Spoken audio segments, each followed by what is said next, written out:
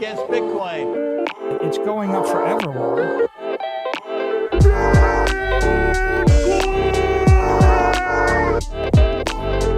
You're against Bitcoin, you're against freedom.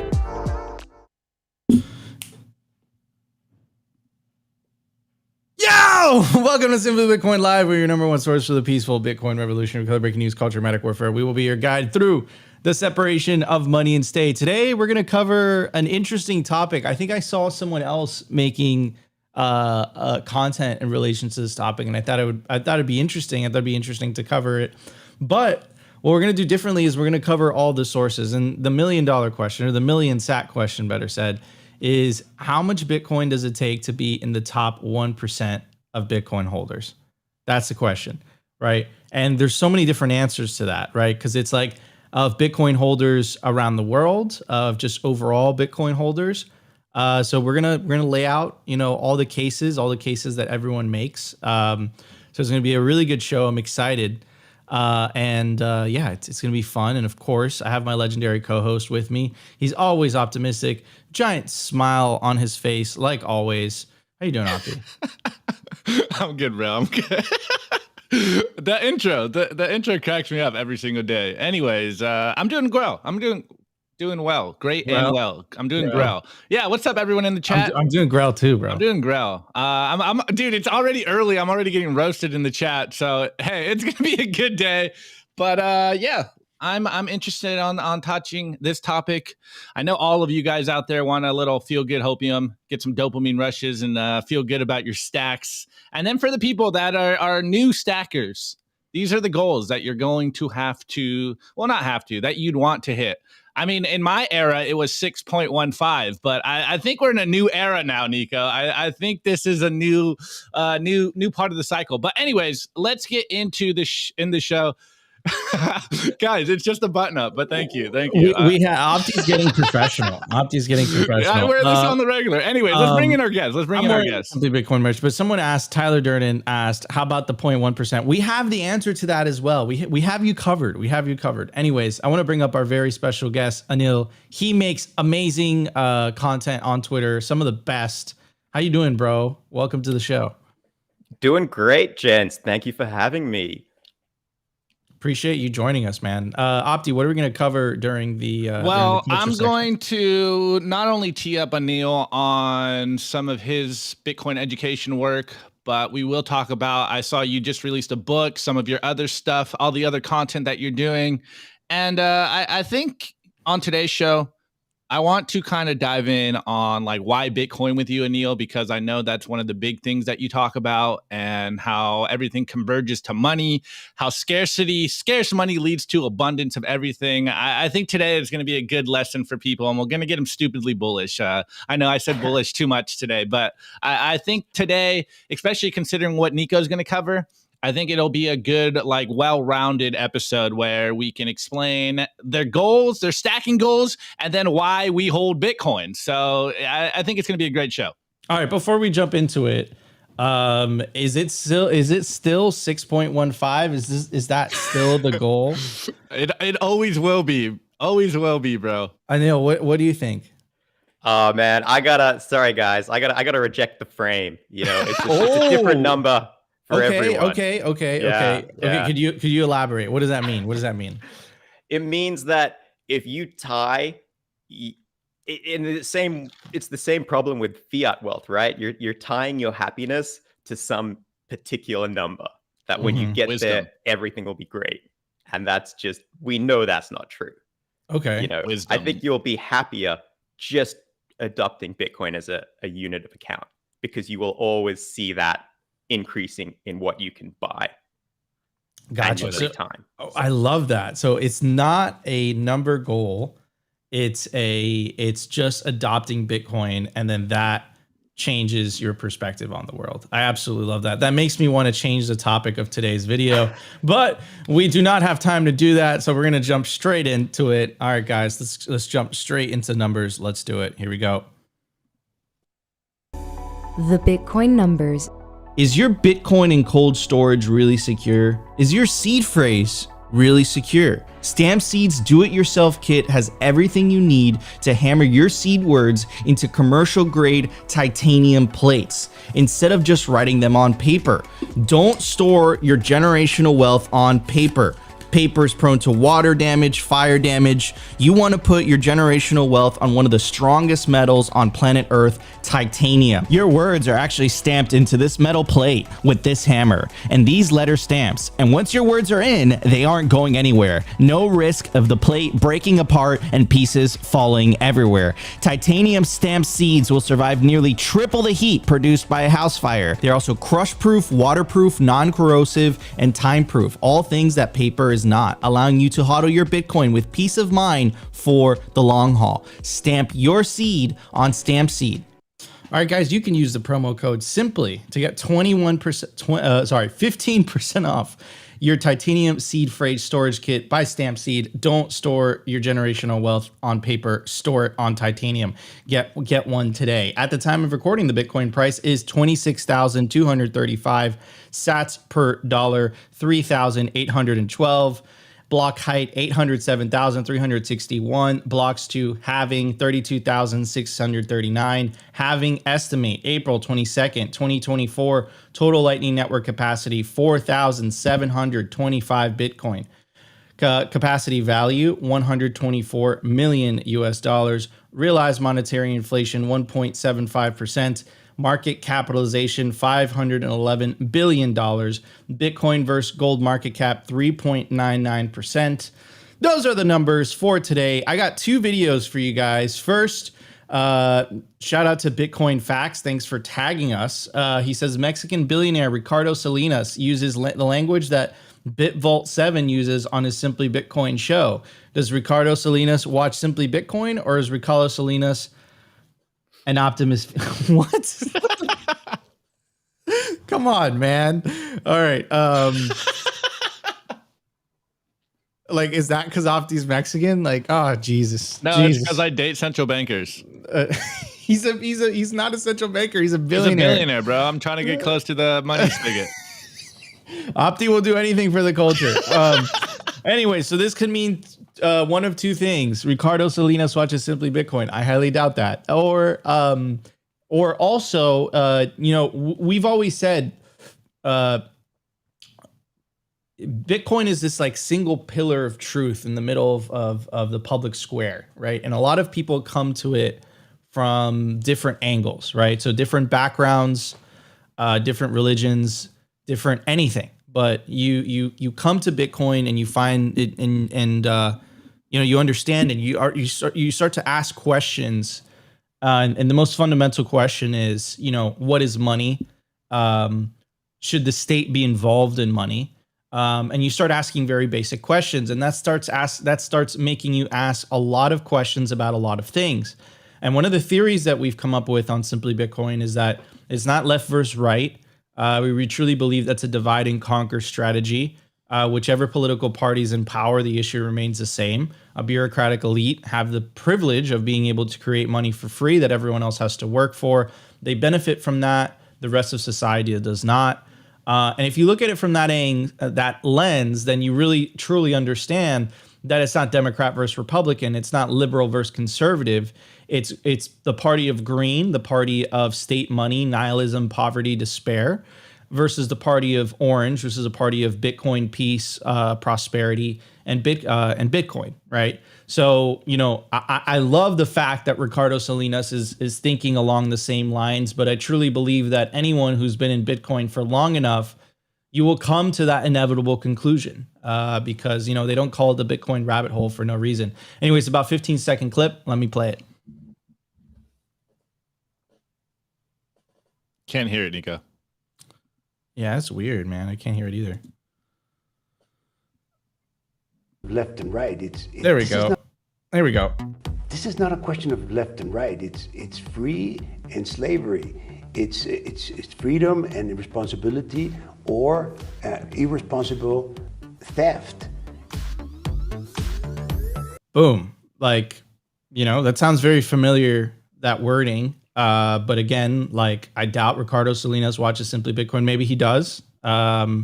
maybe we're underselling ourselves, but I would really just like to stick to the conclusion that if you're in Bitcoin long enough, you start asking questions about money. You start asking questions about, the state. You start asking questions about individualism versus collectivism. You start asking, those are very basic questions that I think anybody who's been in Bitcoin, is taking Bitcoin into self-custody, starts asking those questions.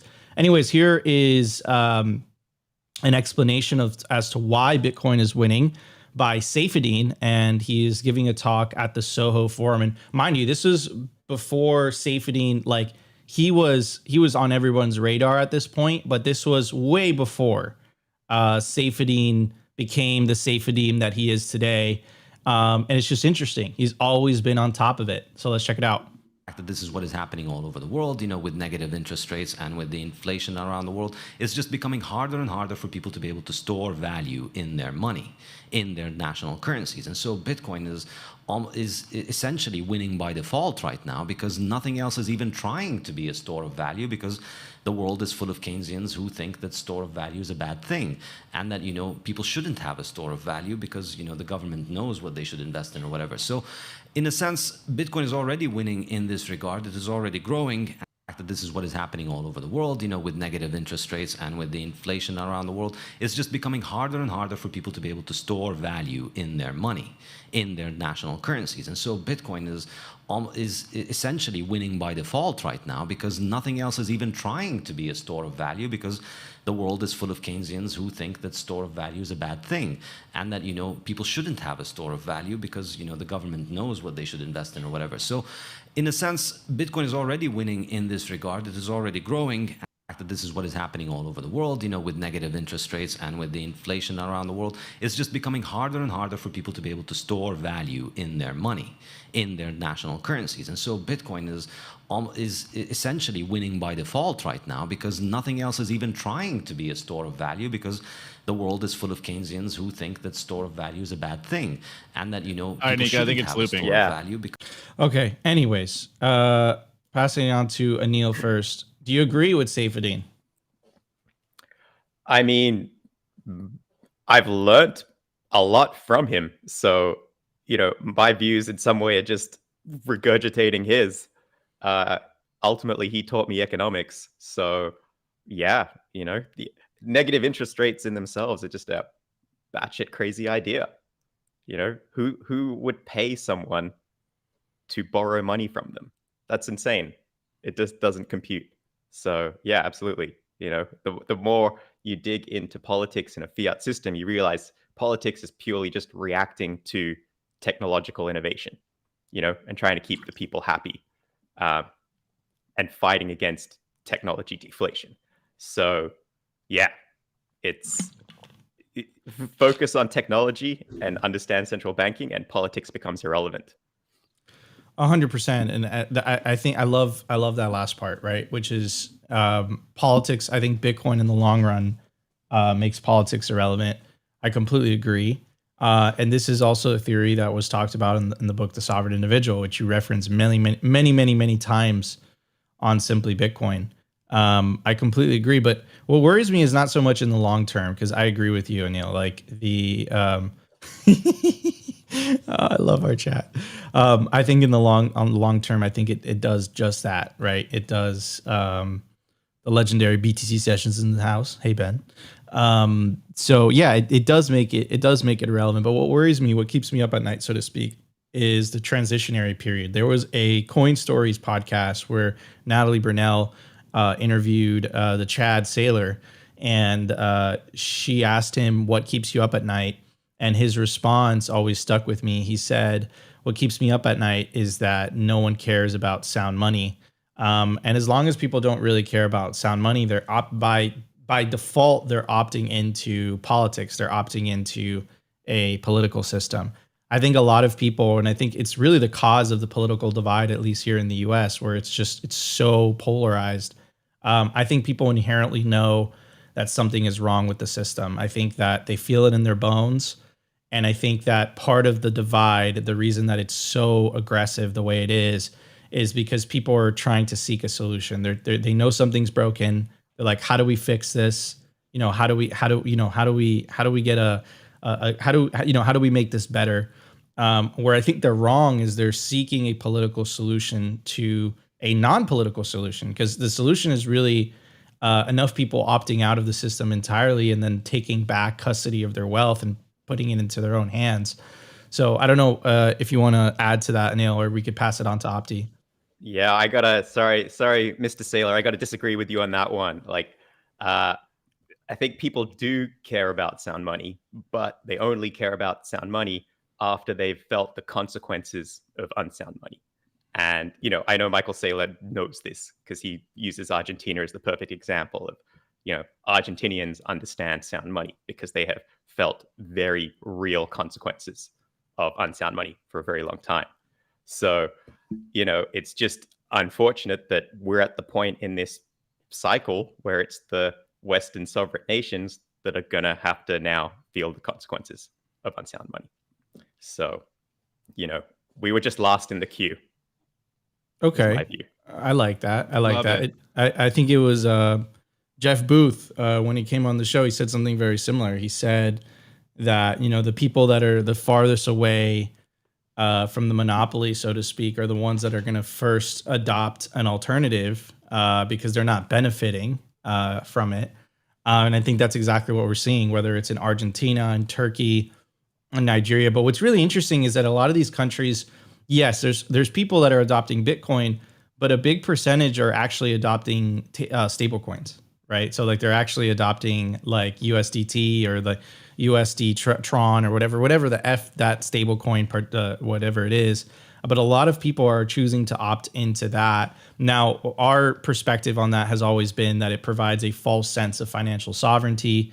It's not truly. Is that on my end? It's not me. Yeah, it's you. I think that's on my end. Your house is burning down.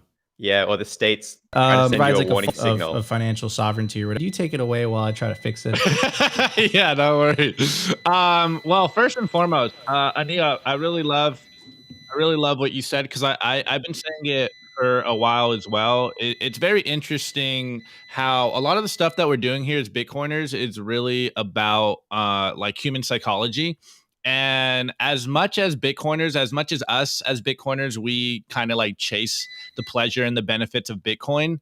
Most people are going to have to feel the pain of the discomfort of fiat money. And as we see around the world, a lot of people are waking up, or at least as we've kind of been noticing, they're at least sensing that there's a problem in the world, but they, of course, don't know what the actual solution is. And as Safety would always say, this is by design, because Keynesianism is uber complicated on purpose so that the average person thinks they're too stupid to understand economics, or they, like we should give it to the experts because they'll control it better. They know what they're doing, and they've outsourced that understanding of how the economy works.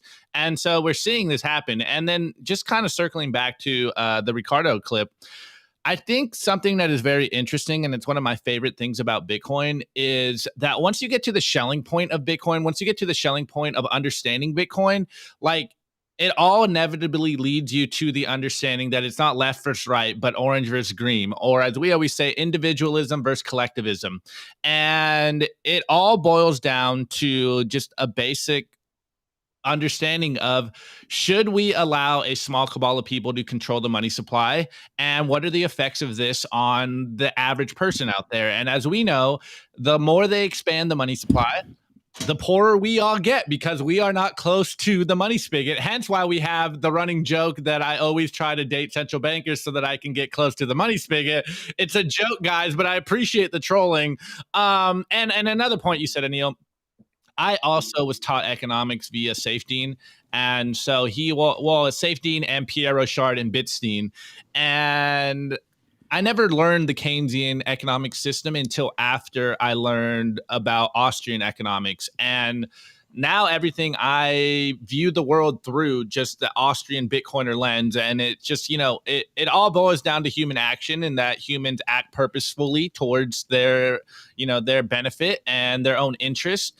And once you understand this basic economic law or understanding, you understand why you need to do what you can to protect yourself from people that control the money system. And of course, they have the monopoly on violence and they are forcing us to use their money, but you can opt into Bitcoin. It's permissionless. You don't have to ask anyone. You just have to make that choice and start to protect yourself. And this is where we are. And again, like we say it all the time in mimetic form, fix the money, fix the world.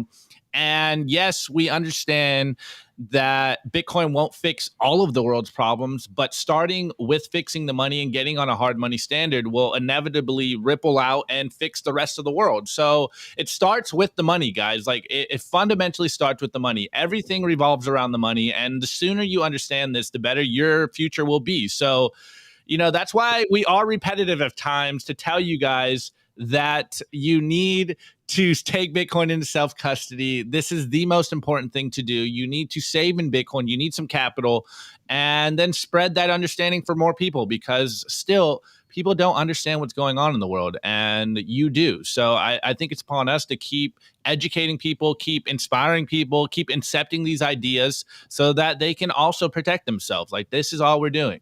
Amen. Yeah, dude. Opti was so on fire that my fire alarm went off. Yeah, man. Oh, man. We're doing it live. Yeah. We're doing it live. All right, guys, let's move on to the news. We got a lot to cover. But before we move on to news, I want to give a very special shout out to our sponsor, the Bitcoin 2024 conference. It's coming up in Nashville, Tennessee. You don't want to miss it. It's July 25th through the 27th, the year of the halving. You don't want to miss the biggest Bitcoin celebration on planet Earth, Bitcoin 2024. Current ticket prices are GA ticket is for $349. For an industry pass, if you're trying to get a job in the industry, I recommend that one is $849. For a whale pass, it's $4,749. You can use the promo code SIMPLY to get a 10% discount on these already discounted tickets. Get your tickets quickly before the prices go up. Anyways, guys, let's get to the news. We got a lot to talk about. The Daily News. I want to give a shout out to our sponsor, Foundation Devices. It's self-custody done right. They built a premium grade hardware wallet called Passport right here in the US. It's fully open source and verifiable. It's the most intuitive Bitcoin wallet designed with a UX reminiscent of a simple feature phone. So you will know how to navigate it and use it the moment you pick it up. Get your Bitcoin off exchanges and into your own hands in just a few minutes. Experience the peace of mind that comes with taking ownership of your own keys. After a massive sellout during Bitcoin Miami 2023, the Passport is back in stock at foundationdevices.com. Bitcoin only, open source verifiable, completely air gap security model, gorgeous design craft, premium grade materials. If you're thinking about getting your Bitcoin off exchanges, this is the one for you. Check out the Passport link in the show notes below to learn more. And I also made it really easy. You can scan the QR code on your screen. It will take you directly to the Foundation Devices website where you can get yourself a Passport hardware wallet. Anyways, guys, I want to go through this list. It's very, very interesting. This list was made a while ago, and it kind of goes through the distribution of wealth. But before I get into that, I just want to echo Anil's point in the very, very beginning of the video. We're just doing this, we have an expression here in Miami, for shits and giggles, right? Because it's entertaining. It's something to talk about. I think a lot of people, this is an interesting topic, right? What's most important, I completely agree with Anil when he said it in the very beginning of the video, is just migrating to a Bitcoin standard, period, right? Your life will improve, especially if you wait about 4 years or so. If you hodl for 4 years, that's because in my belief and experience, it truly takes about one cycle to really start feeling the benefits of adopting a Bitcoin standard. But it completely changes your outlook on the world, because most people are on an inflationary operating system. The cost of living continues to go higher and higher and higher. They constantly have to work harder and harder and harder for less and less pay. When you transition to a Bitcoin standard and you start saving in Bitcoin, you start putting away some of your money for the future, life gets cheaper. That Bitcoin will buy you more with less Bitcoin. And the longer you wait, the more it buys you, right? It's very crazy. There's those epic memes of people like in 2010, like one iPhone cost you thousands of Bitcoin. Fast forward a couple years, 10 years later, it's like 0.1 Bitcoin, 0.01 Bitcoin, right? It's something ridiculously low compared to where it was in the beginning. So yes, the deflationary money is absolutely powerful. This is why you have to adopt a Bitcoin standard. All that being said, let's break it down. What does it take to be in the top 1% of Bitcoin holders? I know we got a comment in the very beginning of the video that mentioned what was the top 0.1%. Well, that's included in this list as well. So let's kind of go through them, and we'll stop at the top 10%. So to be in the top 0.001% of Bitcoin holders, it takes a minimum of 7,021 Bitcoin. There's an estimated of 250 Bitcoin holders that are in that percentile. To be in the top 0.003% of Bitcoin holders, it takes about 2,189 Bitcoin. There's estimated to be about 500 Bitcoin owners that are in that percentile. To be in the top 0.01% of Bitcoin holders, it takes about 433 Bitcoin. There's estimated to be about 1,750 Bitcoin owners that are in that percentile. To be in the top 0.03%, it takes about 215 Bitcoin. There's about 5,000 Bitcoin owners that are in that percentile. To be in the top 0.1%, which is a question from one of you guys, it takes about 89 Bitcoin. And there's about 17,500 people in that percentile. To be in the top 1% of Bitcoin owners, which is the title of the video, according to this list, and there's many others, it takes about 15 Bitcoin, and there's estimated to be around 225,000 people in that list. To be in the top 10% of Bitcoin holders, it takes about 1.28 Bitcoin. There's estimated to be about a quarter million people in that. To be in the top 50%, it takes about 0.037 Bitcoin. So very, very interesting. I would say we're still super, super early. Now, this is a breakdown from Luke Broyles, and he had another take on this. And it's important because you can't just, make your judgment based on one list. You have to make it on multiple lists. You have to make it because everyone's facing this from a different angles. I love the way that Luke Broyles explains it. He explains it in the sense of human beings have a hard time understanding exponentials. And that's incredibly true, right? After all, it is 21 million divided by infinity. After all, I don't think the human race has ever really felt what absolute scarcity is, but so far, that has proven to be, the fastest appreciating asset the world has ever seen. So I just, I don't think people truly can wrap their head around it. And it's not only 21 million. There's estimated that between 2 to 3 million are lost. I know that's debatable. I know some people disagree with that, but that's just what people say. But this is another breakdown, right? So, and he breaks it down not by percentiles, but by he calls it entities, right? So the first entity is nation / the mega rich. According to him, there's a 10%. There's 10 of them, and what's required is 140,000 Bitcoin. Then after that is multi-billion / small nation. He estimates, according to this, there's about 8,000 people that fit into that.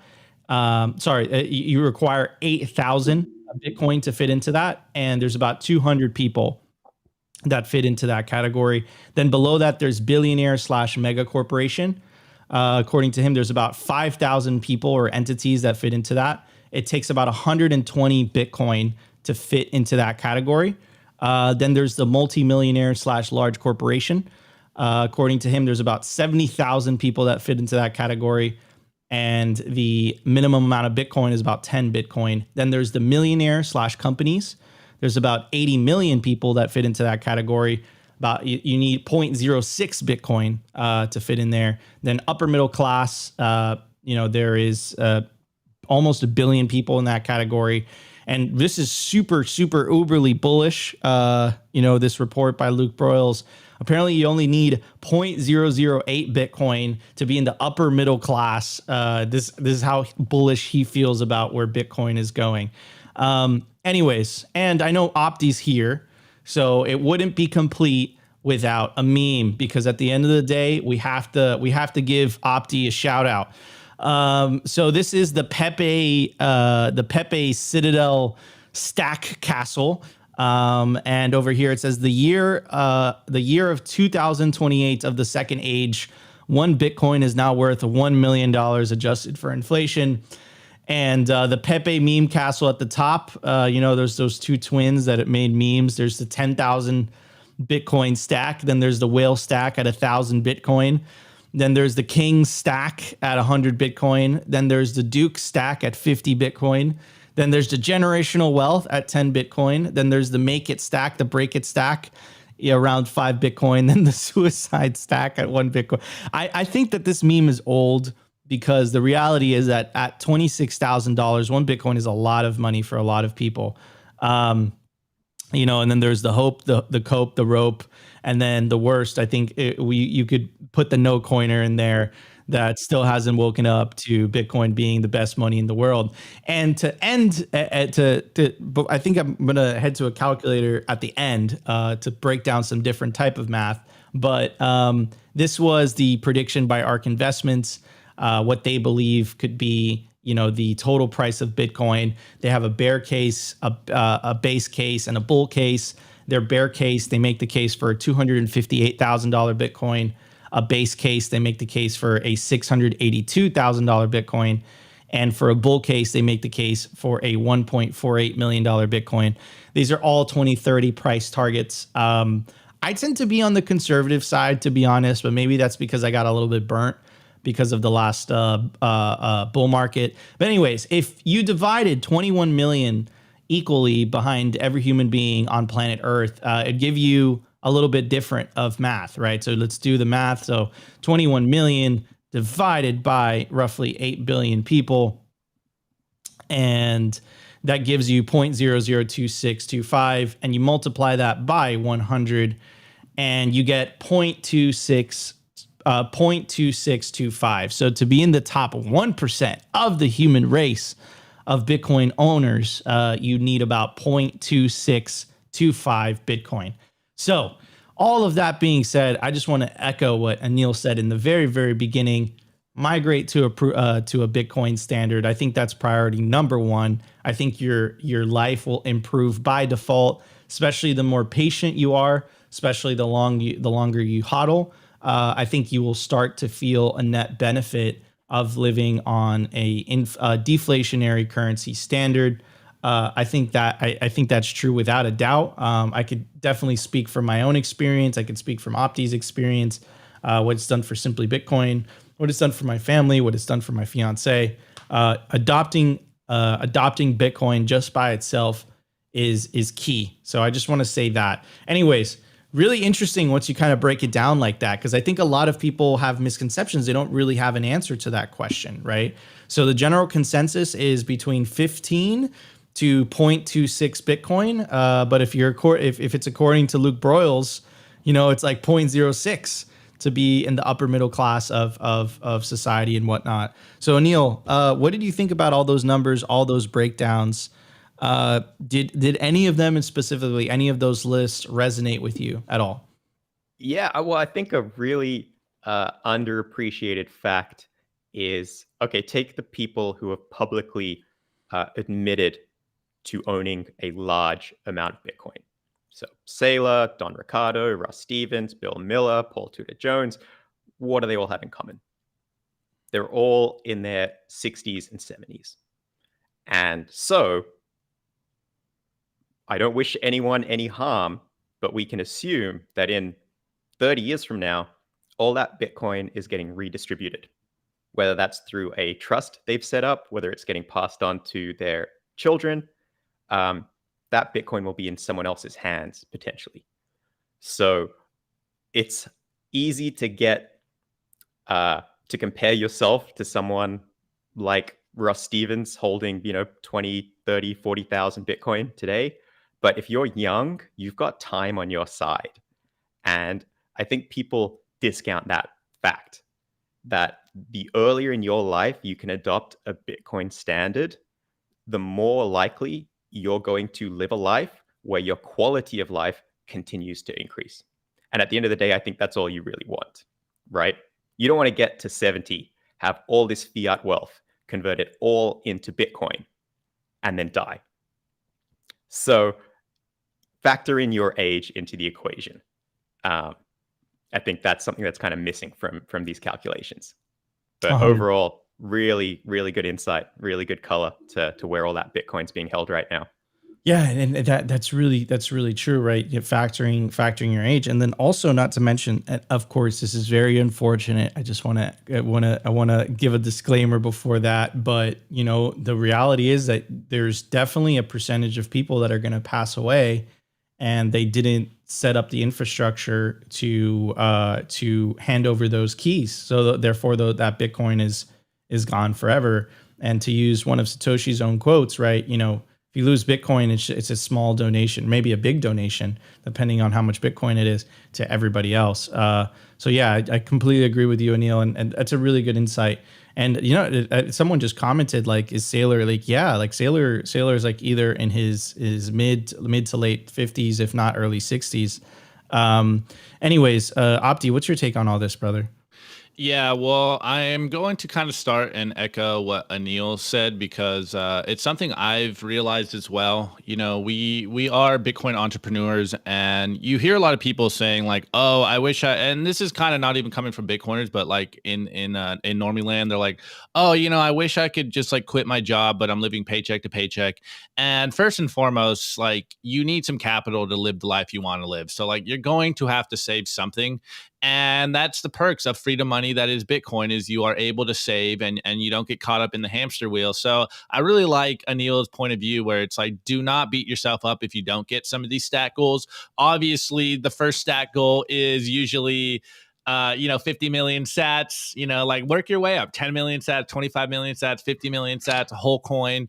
And if you are making money, you have a good cash flow, then obviously you want to hold as many coins as possible. This is a margin call. Wait, is it margin call or Wall Street the movie? Like, greed is good, guys. You know, you want to save money, and this is a game that incentivizes you to save. And I say it all the time, like, we are playing Hungry Hippo here. You want to stack as many sats as possible and do it ethically and do it in a principled way, but you want to try to usher in as many sats as possible.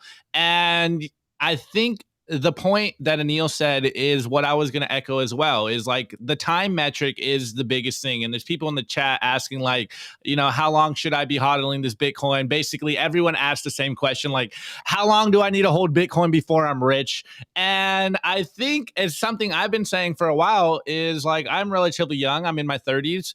And I feel like I'm going to be saving in Bitcoin for the rest of my life. Like, I can't see a future where I don't save in Bitcoin. It's just like, this is my new store of value. Like, yes, maybe when I'm like, older, I'll divest into other things like a house or something like that, something that has some utility, some other kind of assets. But for the most part, I feel like I will always be saving in Bitcoin, because I have, God willing, another 60 years of this life. And I want to live a good life. I want to pass stuff down to my family. And so I just don't think that this game ever ends as a Bitcoiner. As we say all the time, like, what are you going to do? Go back to the fiat world? Like, that makes absolutely no sense. You only need as much fiat as you need to transact in for like your bills and your rent and all that stuff, and everything else, where you're going to put it. As someone like me that literally had no savings before Bitcoin, I finally learned how to save because of Bitcoin. And now I'm like, yeah, I'm going to save in Bitcoin forever. And hopefully, I always say, like, I'm just trying to get to 1 billion sats. I want to be a billionaire. The 1 billion sats to me is like, it obviously, like Anil's saying, it won't probably make me happy there. Like, I have to work on myself before that point. But I really, really believe in the meme of like, if you own 1 Bitcoin, then you can kind of equate that to, and I think even the math is lower than that, but it's just like a good meme that sticks in people's heads. It's like, if you own 1 Bitcoin, you can pretty safely say that that's like owning a block on Manhattan. And like, that's the type of level of thinking that I think more people should try to understand. And shouts out to Surfer Jim, because he did a whole breakdown of this. It's like, Bitcoin is equal to real estate or something like that. It was Citadel 21, or Bitcoin divided by the amount of land in the world or something. And anyways, the whole point of this is saying, like, yes, stacking goals are good. You know, as humans, we like whole numbers. We like to hit goals. You know, we like that dopamine rush. But I'm very, very much convinced that any Bitcoin that you hold today, and you can hold this for a long time, whether it's one cycle, whether it's 12 cycles, it's going to be worth a lot more than it is today. And so, you know, to you guys out there, don't get discouraged. You want to stack. You know, shouts out to my boy McLovin, because he keeps sticking in my head, because we taught him to drop his shit coins, and he's on that journey. Like, we were all on the journey. And I started this show with the classic meme of American Hodl, you know, 6.15 for eternal riches, and you guys know the rest. And it's really about just pushing yourself to try to stack and save as much as possible so that you can live the life you want. It is called freedom money for a reason. And personally, in my life, Bitcoin has changed everything about my life, because I just followed the blueprint. Stack sats, stay humble, stay solvent, do not get over your skis, take your Bitcoin into self-custody. And the longer you do this, and the more committed and disciplined you are in this process, you will finally have a treasure chest, a nest egg that you can start to unleash your human capital. I don't know what your dreams are in life. I don't know what you're good at. I don't know what you want to do with your life, but you are going to need to have some savings. And again, I've been watching a lot of Alex Hermosi stuff. I really enjoy his content. And one of the things he was saying is, like, as someone that is an entrepreneur, you are going to need to have like a 2-year runway. So before you quit your job, guys, make sure you have some savings. And if that means owning 1 coin, 2 coins, 10 coins, I think it's kind of irrelevant. And it's kind of what Anil was saying. It's like, just getting on a Bitcoin standard will improve your life. And this is what more people need to know. And what's the number, Nico? 15 coins for the top 1% or something like that? Well, okay. So for the world, it's 0.26. For, according to that list, it's 15 Bitcoin. And according to Luke Broyles, it's like 0.06. Wait, and how are these owners measured? Is this like on-chain metrics? I think it's just I don't know, dude. They People all are using different metrics. Clearly they're all using different. I use basic math for mine, but like just 21 million divided by 8 billion people, and that's how I got to. And then, you know, times 100, the top 0.1%, the 1%, and then that's how I got to my number. But you know, but yeah. So, Yeah. Well, yeah. And Jeds, I also think we got to just appreciate how insanely lucky we all are to firstly be alive. Think of everyone that's lived, every human that's lived pre-Bitcoin, to be alive during Bitcoin, to speak English because white paper was released in English. A lot of the early content is in English, to have access to the internet, to continue to self-educate, connect with like-minded individuals, and then have access to on-ramps and the hardware to self-custody. Like, to tick all those boxes is insane. So anyone watching this, the fact that you're even here is just, you should not feel that you're at any disadvantage in any way. You have the time. Like, up to, you might have 5 decades ahead of you on a Bitcoin standard. Think of what that's going to be like. Whew. Think of how many people in the future who haven't been born yet would kill to be in your position right now, in like prime earning years, focused, head on straight. You know, it's just, use it. Yeah. Grab that opportunity. Yeah, Neil, and then we'll get a little more in this in the culture as well, because I want to pick your brain on this. But I think a lot of us, you know, and I say this all the time, like, even Bitcoiners aren't bullish enough in regards to the life-changing opportunity that Bitcoin is, and we really can't wrap our heads around what truly digital scarcity means in a world that is just a fiat world with an unlimited money printer. Like, it really, I don't think we understand how big numbers work. And yes, we're so early, and we can get as bullish as possible, but I think we are still underestimating how powerful the stacks we have today will be going in the future. And the longer you can hold it, the more purchasing power you will retain. And like you said, Anil, you know, living on a Bitcoin standard for 5 decades, like, oh my goodness, I'm feeling great right now, Nico. Let's go. All right, guys, before we get into the culture, I want to give a very special shout out to one of our sponsors, Bitcoin Evangelism. You definitely want to get yourself a copy of this book.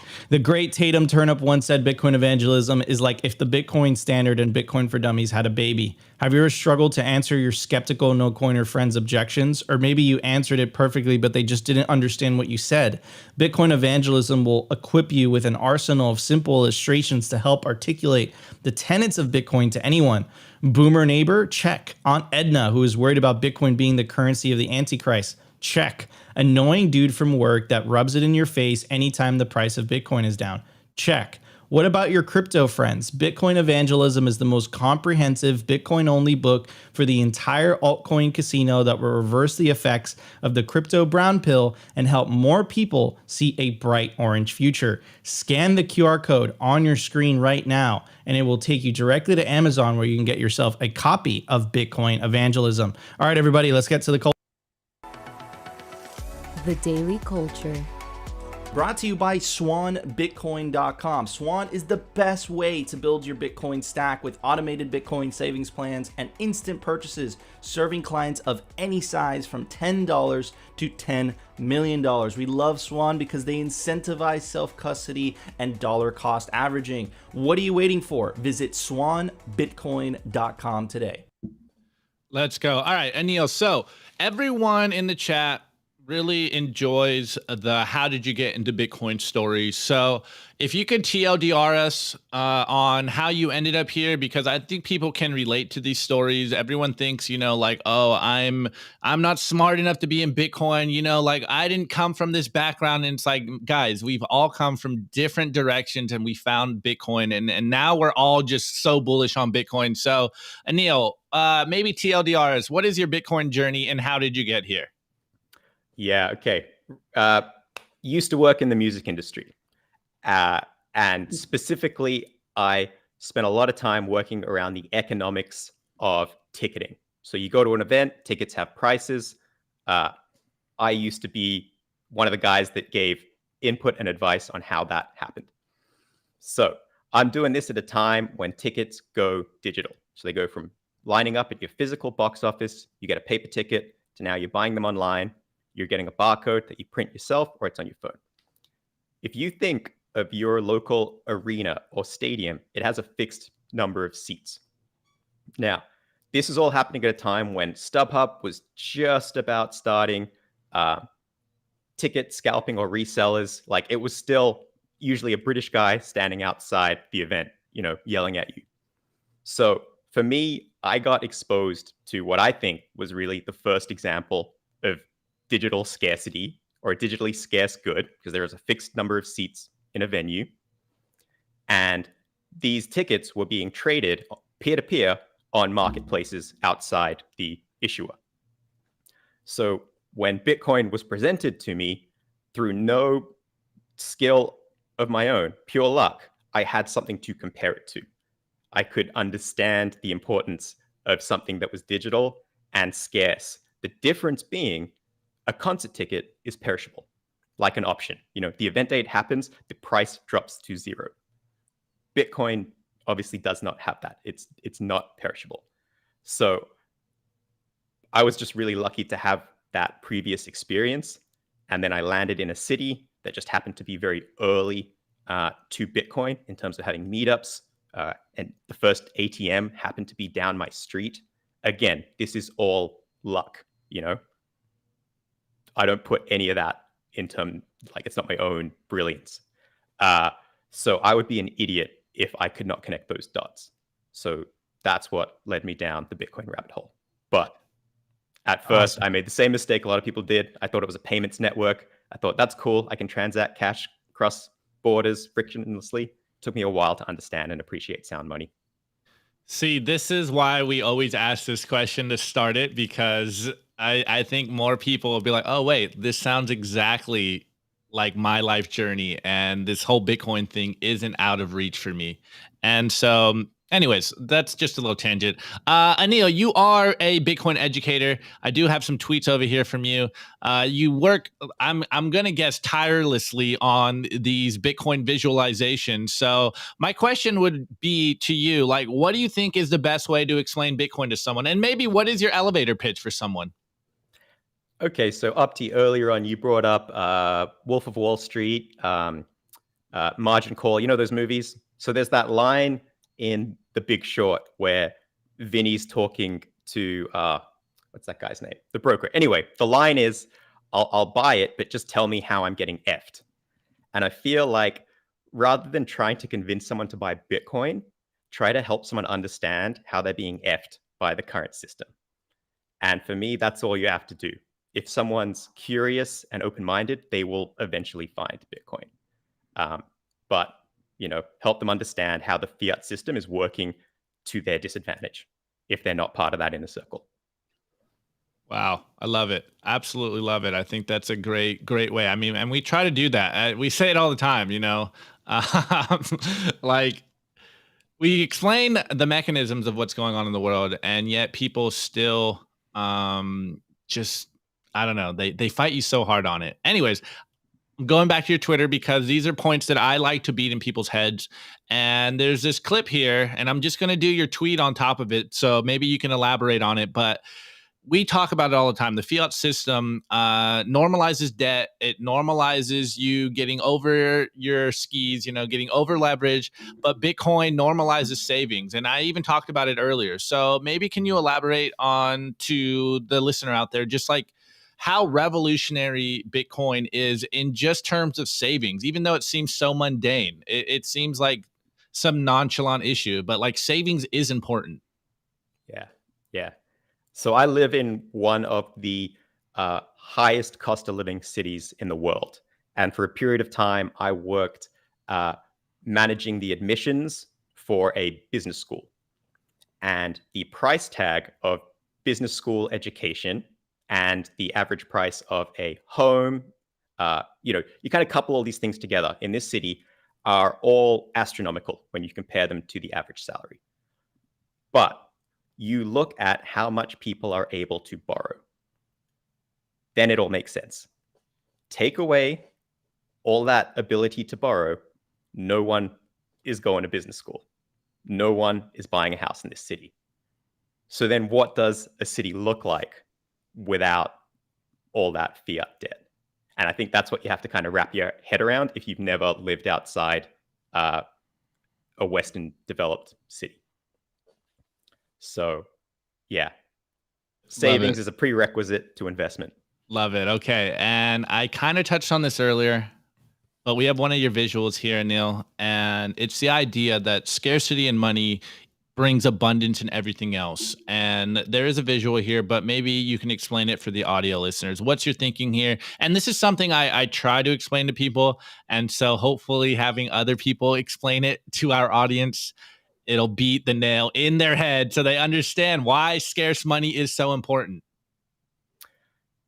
So if you don't have scarcity in money, people can't reliably store value. They exchange their labor. They need to put what they receive somewhere that will preserve value.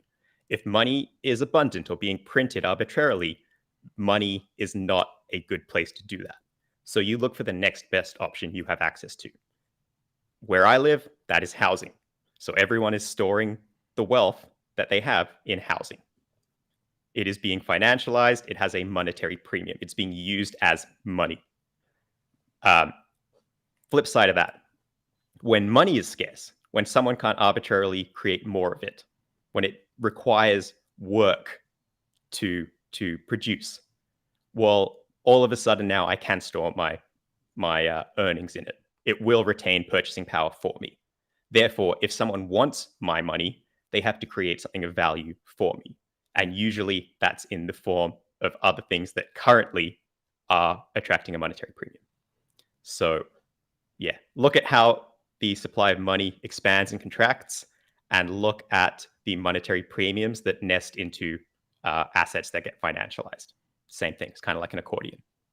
Love it. Okay. And before I get into all the projects you're working on, I want to touch on one last thing because, again, we do our best to explain Bitcoin to the non-Bitcoiner, and then we also try to steal views from the shitcoin channels. And there is still so much contention out there on the idea that Bitcoin is more than just digital payments. And I really like how you put it in this tweet here. You said, what altcoiners fail to appreciate is that payments must logically follow robust money. So what is robust money, and why is Bitcoin more than just digital payments, Anil? It's the old horse before the cart analogy. If you do not have sound money first and foremost, why do you need fast transaction speeds? Why do you need to be able to move it at the speed of light? You first have to have sound money. This is a quote from the Block Size War. Go out and read it. Otherwise, Parker Lewis has a great essay about this where he's comparing, Bitcoin to Visa and PayPal. And he explains how that argument just completely misses the point. It's a red herring, So if you're out there looking at evaluating a token on the basis of speed, you've missed it. You've completely missed the point of all of this. And that's first creating sound money that is censorship resistant as a result of being decentralized. Because without that, no one's going to want to use it to pay for anything. Yeah, 100%. And you kind of reminded me of my shitcoin journey. I found Bitcoin 2017 where everything was pumping. It took me like 2 weeks to get sidetracked by all the shitcoins and got wrecked basically a month later. And the fundamental question that saved me from all this was just asking myself, wait, what is Bitcoin? I think I need to study Bitcoin so I can better compare all these other shitcoins. And it inevitably leads you back to this whole idea of hard money. It's a store of value over just digital payments. Anyways, let's get into some of the stuff you're working on, Anil. So you just launched a book, this year. What is the Bitcoin Handbook, and where can people find it? Yeah, so the Bitcoin Handbook is a collection of first principles. So there's a lot of great Bitcoin books out there. Go read them. This is not meant to compete with those. This is kind of like a reference style guide that you can use while you're learning about Bitcoin. Think of it like a thesaurus, so it covers things like Gresham's law, the Kantian effect, scarcity, opportunity cost. It's kind of like the textbook I wish existed when I was first learning about Bitcoin, to kind of take all these concepts and mental models and frameworks and just put them in one easy to digest place. It's not meant to end with convincing you to buy Bitcoin. It's just to give you the first principles that you can keep coming back to understand why Bitcoin's important. And I would always encourage people, stop focusing on breaking news or the latest trend. Just keep understanding first principles. Just keep repeating that process, because that's the timeless stuff is what you want to focus on. And that's what I tried to put in this book.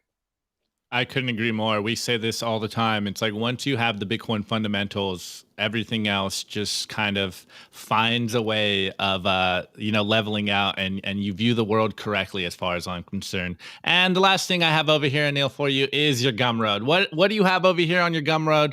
And is it all free, or is it all donation based? It's all free. You know what? I create a lot of visuals because early on I was giving a lot of presentations about Bitcoin and I was doing a terrible job. Stuff would not land. Ideas, just would not connect with people. So I realized I had to go back, do some actual work, get feedback from, Bitcoiners on Twitter. I would iterate, and I would try to create slides that other people could use when they're presenting to friends, family, conferences, giving a keynote. So they're all arranged by topics. They try to cover a different key point. It's all free. Put 0 in the price field, download it, share it, steal it. This is kind of what I hope will be my contribution to the Bitcoin canon. Absolutely love it, dude. Well, first and foremost, shouts out to you. Kudos to you. We understand how hard it is to be a Bitcoin educator, how tirelessly we work to try to spread the signal, and just how we have to constantly iterate on our message, because you realize that, look, you can give the person all the logics and all the facts, and yet they will fight you tooth and nail. So you have to find creative ways to, as we say, win the hearts and minds of the masses out there. So, keep doubling down. Really appreciate your work, Anil. And is there anything else down the roadmap for you? Yes, so I'm launching a course only because people have asked me to. Same thing with writing a book. The only reason I did it was because people kept asking for it to be put in that format. So the same thing with a course. There are a lot of great free courses out there. Go for it. This one is not going to be. I think it's reasonably priced, but it'll be just for people who want a really condensed, high-level coverage of networks and money, and how Bitcoin fits into that. Other than that, thank you, gentlemen, for creating a forum like this for other Bitcoiners to come on and discuss ideas. I think that's really important too. I see the chat. Is the course going to cost $850? No. Yeah, I know that reference. But no, you know what? It's right now, I'm hoping to keep it for about $69, $79, only because Did that's you the amount just of say time. 69? I did, yeah. So, it's the same thing with, I think people think, you got a book out, you must be rolling it. It's like, no, actually, when I think about the amount of time I put into it, if, I'm at a massive loss, but I did it because I needed it to exist. I wanted it to be there for my kids. And I think that's what people have to look at Bitcoin educators with that lens. So. Love it. Okay. And actually, we got one more question in here, and this could be a whole segment in and of itself. So just TLDR this if you can. Someone asked, what are some of these Bitcoin fundamentals? And we talk about them constantly in mimetic form. I'll do a whole culture on this. It'll take us, we could be here for an hour for this, but maybe just in a few sentences, what are some important Bitcoin fundamentals, Anil? Yeah, creative destruction is a good one. Understand how technology is going to change existing structures. And again, none of these are like my ideas, right? I'm just a curator. I just take ideas of other people, give them credit for it, and then try to create a lattice work of them. So, Jeff Booth writes a huge amount about creative destruction. Saifedean writes a lot about opportunity cost, time preference. Sailor's always going on about dominant digital networks. Like, each person contributes by connecting the dots between Bitcoin and the thing they know really well. So, the book is really just trying to collate all of those ideas. Pierre Rochard and Bitstein, big on savings. Why is that important? These are the questions you got to ask yourself. 100%. I love it. 100%. Well, dude, it's been an honor to have you on the show, and keep doing what you're doing, bro. Keep fighting the good fight. I know we're fighting in different trenches, but we're all heading in the right direction. We all want the same thing. All right, everybody, let's get to the memes. Let's do it. The Daily Meme Review. Brought to you by Kaboomracks. I get this question all the time. Nico, where should I buy Bitcoin miners? The answer is Kaboomracks. It's the best place to buy Bitcoin miners. That's where you're going to find the best deals and the best prices. Start your mining utopia today. To check out their racks, you got to go to t.me/Kaboomracks. Join their Telegram group and start your mining journey today. Kaboomracks. Have you heard of Kaboomracks? Racks. All right, guys, you already know the deal. This is the meme review where you guys tag me in memes on Twitter, either at simplybitcointv or my personal account at Optimus Fields, and I will bring them on the show or drop them in our Telegram group, t.me/simplybitcoin. Tweets are the bullets, memes are the artillery. As you can tell, we are in an information war, and it's upon us to spread the signal, to incept the ideas of freedom money into your friends and family's minds, and then, of course, ridicule the corporate press on their BS. Anyways, this first meme is by the BTC therapist, and it goes, just kid. Oh wait, hold on. This is I therapist. I love this one. Hold on. Backstory. I read this meme before I read your tweet, so I'm gonna do it the same way. And we got Kevin Hart here, and he's gambling, and he's going and it's because what my financial advisor sees after I tell him I'm 100% in on Bitcoin, and it's Kevin Hart going all in. And I, in my head, literally, I was like, you got a financial advisor? And Bitcoin therapist goes, just kidding. I don't have a financial advisor. This is the way. You are your own financial advisor. But hey, you know, I know some people want them out there, and he should be telling you to stack sats. Anyways, this next meme is by Ronin_21 million, and he goes, or 21M, and he goes, good morning, plebs. A kind reminder to the sectarians. And this is from, what's that movie? Dang, I'm blanking on what the movie is. Life of Brian. Yeah, Life of Brian, exactly. And we got a screenshot here, and it's Brian, and it puts Satoshi on the top, and it goes, will you please listen? I am not the Messiah. And then all the Bitcoiners out there with laser eyes telling us, and everyone out there that Satoshi, he is the Messiah. He's come to save us. I like this one because, you know, either on the one hand, we're a cult member or we're a religion. Either way, we need the religious tax cuts. Here we go. The next one is by the Bitcoin Company, aka at the BTC Co on Twitter, and it goes, understanding Bitcoin can be a lonely place sometimes, and you're not alone though. We're all right here with you. And it's just a picture of a person in an orange hoodie in front of a dark group of masses out there. I only wanted to bring this one up because I remember when I was the sole delusional Bitcoiner in my community, in my neighborhood of my friends. And it was a little soul crushing to try to have these conversations with people. But this is why we all congregate on Twitter. This is why you guys come to Simply Bitcoin. This is why you go to Bitcoin meetups. This is why I'm sure only your best friends are Bitcoiners, because it's about being with like-minded individuals that understand how the world works so that we can all prosper together. This is a game of prosperity. Stack more sats, stay humble, build Bitcoin businesses. This is the way. Anyways, this next one is a video. I'm not going to play the audio though. And it's by Cypher Hoodlum. And it goes, multi-sig explained. And we have three people on a skateboard, shoulder to shoulder, and they're doing a kickflip together. This is the way. This is multi-sig. See, this is why visuals.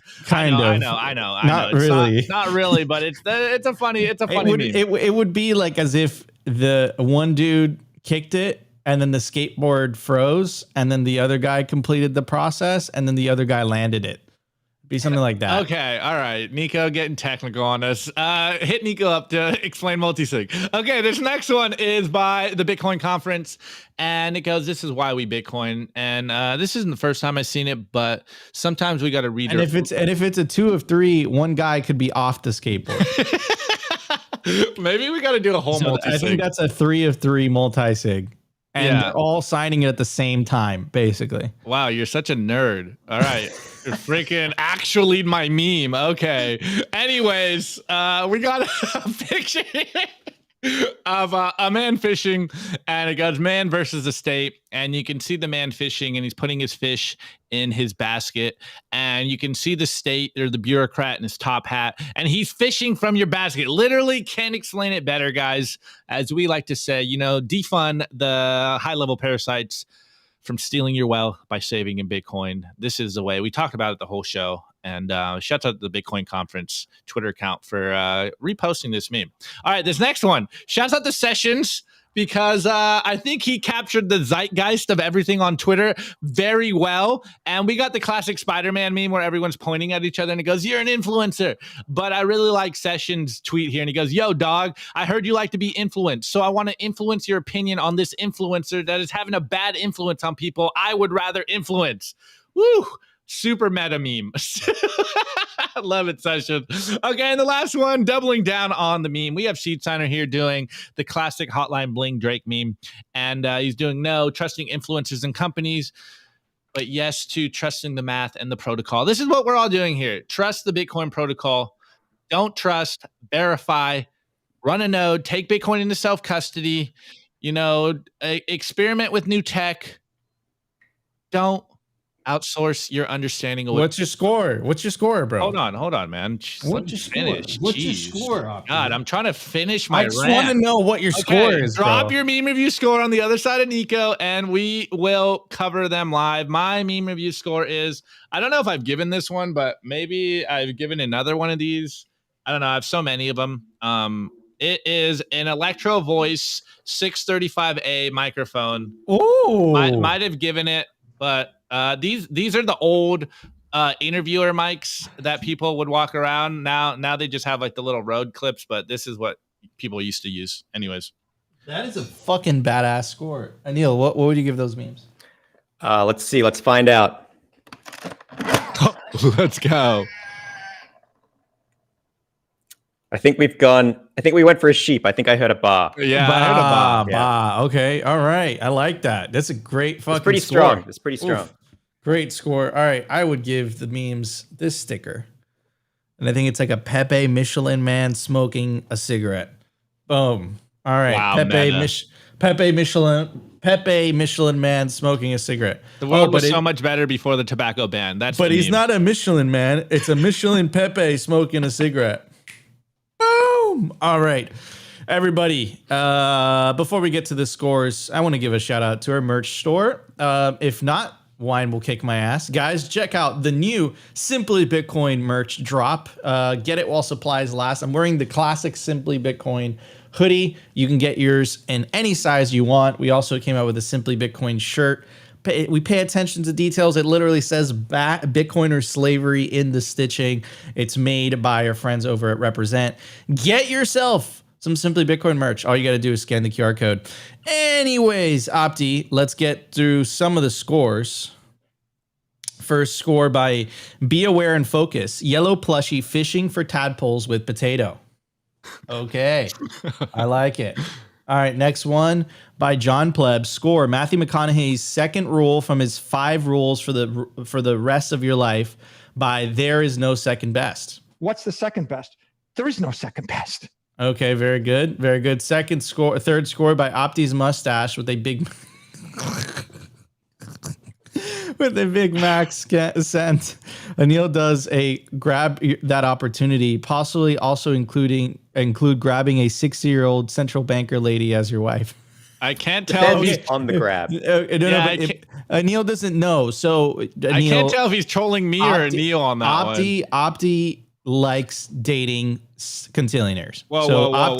This is more a thing of necessity. This is more an opportunistic thing, not a like thing. Okay. Opti's dated Augustin Carson's, Janet Yellen, and his latest ex was Christine Lagarde. Well, Nico, you got to follow the incentives, right? Like, yes. Don't hate the player. This guy hate the gets game, it. right? Yes, Yeah. 100%, 100%. But Opti, you're doing it for the culture. All right, next one.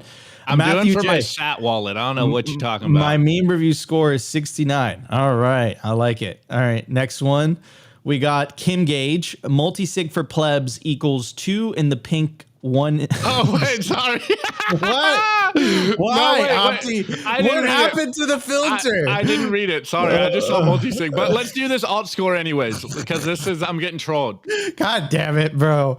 Okay, I'm sorry, I didn't filter that one. With a Big Mac set says alt score. In case I get censored, Opti interviewing Anil for another hour on how to score a mustache. Everyone's trolling me because I can't grow a mustache. All right, it's okay. And apparently you have a nice one. I saw the meme factory. You can grow a thick one. Okay. Yeah, it was real, authentic. I know Yellow likes to hate on it, but I think that's just coming from insecurity.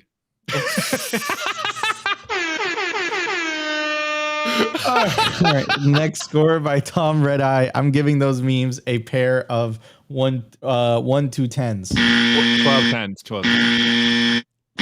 Wait, one last one. All right, Phil C. I give the memes hope that everyone could reach 0.5 Bitcoin. I love that. That is the correct answer. All right, everybody. If you enjoy the show, you know what to do. Smash that like button. Consider subscribing if you feel like we provided you value. But the number one thing you could do is share this content, share all Bitcoin content. I want to give a very special shout out my co-host Opti. I'm Nico, your host, and a very special shout out to our guest Anil. Thank you so much for joining us today on Simply Bitcoin Live. Why don't you tell everybody where they could find you on the interwebs? Find me on Twitter, X, whatever it's called. Download my free content on Gumroad, steal it, use it to teach your loved ones and the people you care about, help them preserve their purchasing power. Nico, thanks for having me. Opti, it's been a pleasure. Thank you so much. Opti, you pulled up the wrong caption, bro. Come on now. Come on. Oh man, Anil, thank you so much for joining us, man. We appreciate it, guys. That was our show. If you want to hang out in the after party, we're hosting a space with our friends over at Swan Bitcoin. Best place to build your Bitcoin stack. You could find us there. Opti's going to be holding it down until 2 p.m. Eastern Standard Time, so about another 29 minutes or so. But love you all. We'll see you tomorrow for a brand new episode of Simple.